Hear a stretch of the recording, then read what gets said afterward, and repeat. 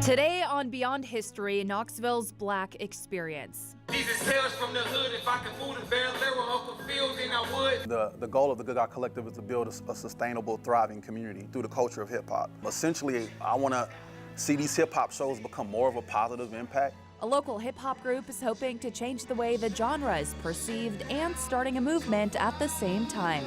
We'll introduce you to the Good Guy Collective. It's actually really rewarding because there's not a lot of people who look like me doing what I'm doing. A local business owner who turned her passion into a thriving business. We take you inside Oglewood Avenue.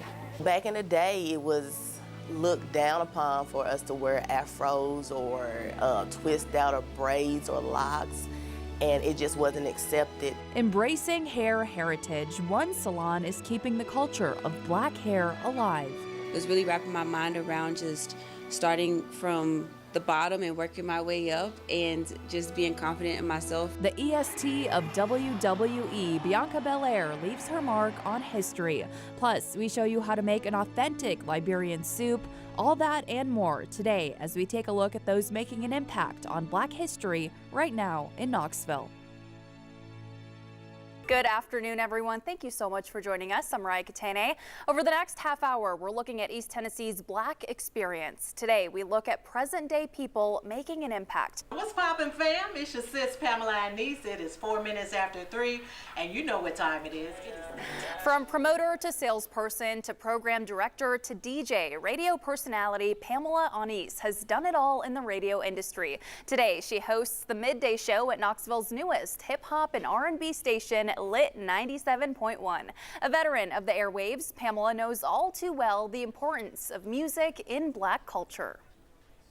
Music is, it feeds the soul, and it's like medicine to the soul. So it really means a lot to a lot of different people for a lot of different reasons. It's like the background of our lives. Anise worked in Nashville for 15 years and was even a DJ and a music director at the now defunct K-Jam AM station right here in Knoxville. Perhaps the most successful rapper to come from East Tennessee is Mr. Mac. The former Alcoa High School student rose to local prominence in the late aughts with his song, Where You From? It topped local radio charts. Southern hip-hop was on the rise at the time and had its own unique sound that set it apart from other styles of rap. For Mr. Mac, his sound was a way to put Knoxville on the hip-hop map. They say we talk funny. We got a total different accent than a lot of the other rappers do, as far as the West Coast or the East Coast, even the Midwest. The point is to stay here and build and make a foundation and an empire that hopefully will be so strong that we can be noticed just like Atlanta or New York or California. And the remix to Where You From included artists from across Tennessee, including Memphis powerhouse Yo Gotti. Mr. Mac continues to put out music and still reps the 865. Today, another local rap group has picked up Mac's reins in the hopes of making Knoxville a hub for hip-hop. Digital storyteller William Winnett has more. What up, hip-hop? In terms of our history and what makes hip-hop unique in Knoxville is the community element to it. We're really a grassroots type of town, Jesus tales from the hood, if I could move to Bel-Air with Uncle Phil, then I would. Knoxville hip-hop stable, the Good Guy Collective, formed in 2013 when a group of local artists realized the need for a rap culture in the city. So it's like Voltron Unite. We had a lot of poets, hip-hop artists, and DJs involved in it. And then from there, it basically spawned out to us starting an organization.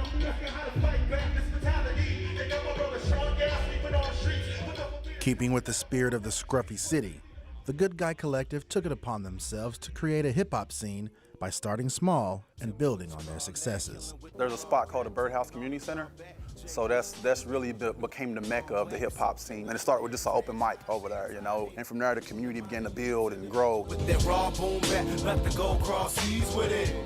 We growing up. As the group evolved over the years, so too did their outlook on music. The nature of hip-hop is a negative stigma. As we get older, we realize, hey, hip-hop needs a positive voice and a positive enforcement in the scene. I'm a seed, sprout on the rise. Check me out. With their frequent performances and wide spectrum of artists, the Good Guy Collective hopes to turn the stereotypes of hip-hop on their head. The goal of the Good Guy Collective is to build a sustainable, thriving community through the culture of hip hop. Essentially, I want to see these hip hop shows become more of a positive impact, and then we can begin to shift and change the perspective of what people think when they hear about hip hop. Let's go! And Jarius Bush's new album is dedicated to his friend and former collective member Alonzo Rogers. You can buy it right now. He also has a show at the Pilot Light on February 25th. Coming up, Hair Heritage, how a local salon in the heart of Knoxville's African American community is embracing its roots. From Knoxville, Tennessee!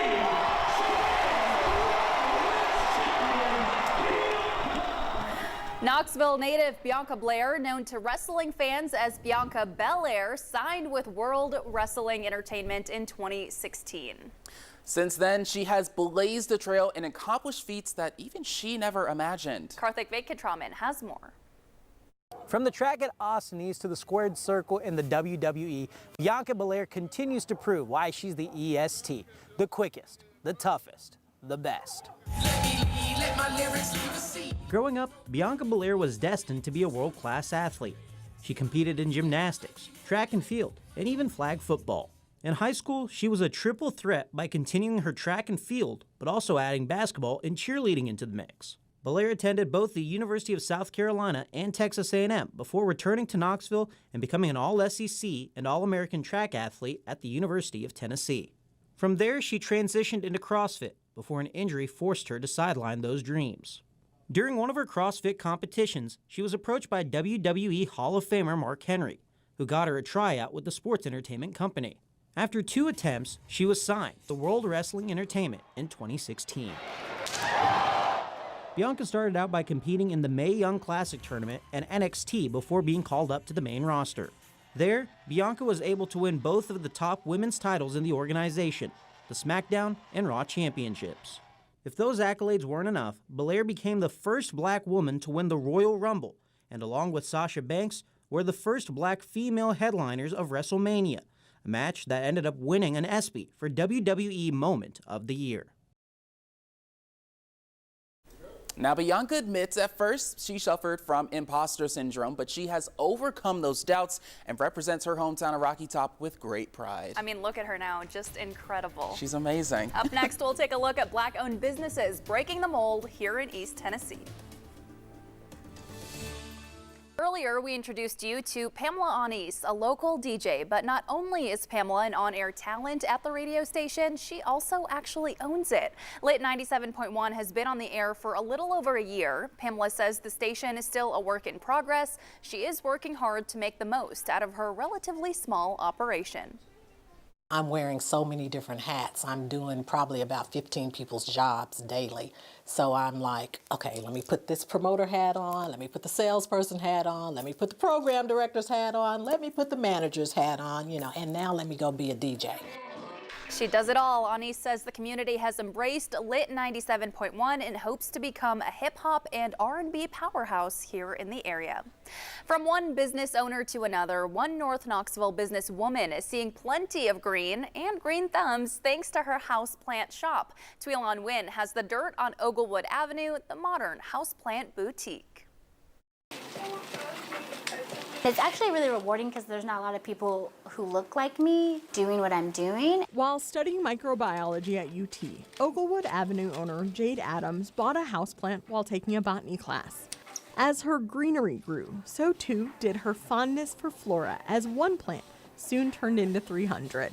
It was super cool. I started off with one and then starting to collect, and like the hunt of finding the plants, finding the rare plants, taking care of harder to find plants, it all kind of became a thrill. Since opening her doors, Adams has been embraced by the city. Okay, I was like, so that could be fun. It's just nice to be a part of a community who not only one kind of sees the vision and enjoys the concept, but like supports it heavy. In turn, she takes time out to help promote her fellow Black business owners. I do feel inclined to teach and educate and let people acknowledge all of the great things that the Black community is doing, not just the houseplant store, but like the restaurants, food, music, culture. Given her unique position, Jade has some advice for some of the young Black women who hope to be business owners in the future. Never give up. It's okay to be a different person in the room, right? And so sometimes I feel out of place in some places, and it's okay to be different, and it's okay to be the only one. Thank you for stopping in today. I'll be back. Yeah, have a good day. And get this, in her time as a plant shop owner, Jade has been featured in Vogue magazine and on national television. That is one accomplished woman. And listen, for a reminder, for a list of events, stories to watch and to share, head to the WBIR app or Channel 10's YouTube channel. A lot of good stuff on there. Absolutely. Well, a Knoxville event venue wants to give young adults a chance to get experience in the workplace. The Change Center, which offers fun after-school events like roller skating and games, routinely hires young people to work there part-time. The Change Center gets some behind-the-scenes help, and the teen employees have a chance to learn important life skills to help them when they pursue full-time jobs. They're also reminded that people care. This job has made it easier for their kids to say no to gangs. This job has made it easier for their kids to get focused in school, because not only do we care about them showing up to work on time, we're checking in to make sure their grades are good, checking in to make sure that their behavior is okay, and so we're able to provide some kind of redirection if there's some issues that come along the way. The Change Center is on Harriet Tubman Street in East Knoxville. On February 20th, the 100 Black Men of Greater Knoxville will host an interactive Black history program for students. It's a free event. Pretty cool, and I do really like that place. It's really awesome. Well, some of the most important facets of Black culture are the stylings of hair steeped in history. Maria Guzman takes us to a local hair salon that is keeping the traditions of African hair alive. Uber driver was like, oh, it's so cold. I was like, yeah, but where you're going, where I'm going is going to be colder. And snow. East Knoxville is in the heart of the Black community. We are here. That was one of the factors. Staying over on this side of town. Shantae Barfield has owned Pure Essence Salon on Magnolia Avenue for over a decade. During that time, her shop has become far more than a place to get your hair done. Probably 25 degrees. I hope she's not wearing a crop top. We take care of a lot of people's needs, not even just hair, just mentally, physically, emotionally.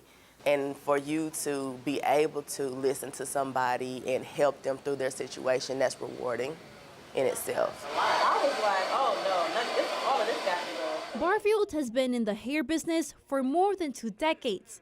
But when she was starting out, the outlook on Black hair was far different than it is today. Back in the day, it was looked down upon for us to wear afros or twist out or braids or locks, and it just wasn't accepted in society, and that has changed a lot. You should be able to wear whatever you're comfortable with in any job, in anything. And that has changed. Specializing in styles firmly planted in their African roots, Shantae hopes her customers can embrace their hair heritage. The hair is an extension of yourself. It's your inner beauty. Your hair is just an extension, and you should be able to decide whatever it is that's comfortable in becoming to you. Oh, thank you, madam.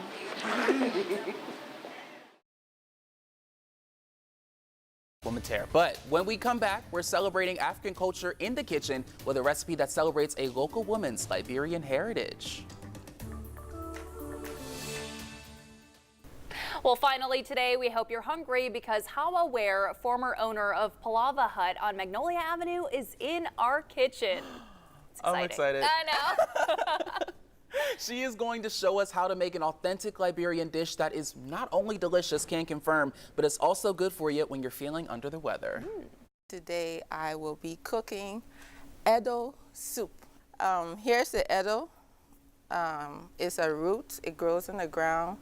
And then I have plantain. And then the cassava has like a bland flavor. After these are all cut up, you put them in the pot. And the other ingredients I'm gonna add into this Edo soup are some onion, garlic, and pepper. I have Malagueta pepper here. It's a very traditional spice. It has its roots with the trading that went on in Liberia. And this pepper is one of the well-known spices that was traded in Liberia. So I'm gonna add that into my pot.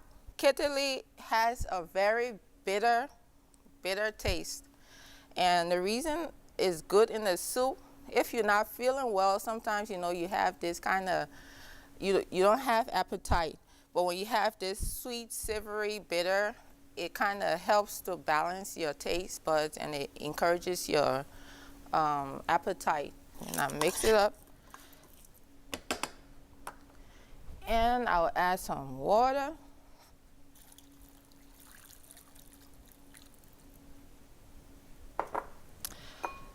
And cover it up, and you can season according to your taste. You can add more pepper if you want to.